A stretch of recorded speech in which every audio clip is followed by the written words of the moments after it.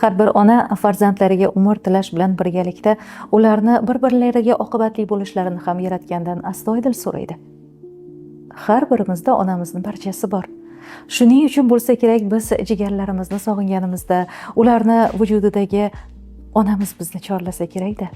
Eslang, rostdan ham har safar og'aynimizga yaqinlashganimizda ota-onamizni his qilamiz. Jismi jonimizda nimadir eriydi, yuragimiz yumshaganday bo'ladi. Demak, biz opa-ukalarimiz emas, ular vujudidagi onamizni topamiz. Tug'ishganlarimizni emas, ular jismidagi onamiz rizoligini olamiz.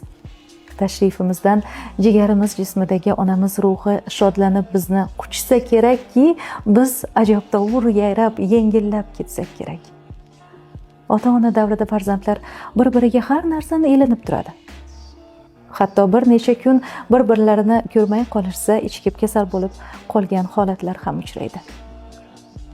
Ulg'aygach esa turli nizolar. Jigardan birovga shikoyat qilib bo'lmasa, ularni majburlab o'zingizga muhabbat, mehr so'rab ola olmasangiz, yetti yot begonalar sizga muruvvatli bo'lsa-yu, jigarlaringiz befarq bo'lsalar, bundan og'riqroq narsa yo'q.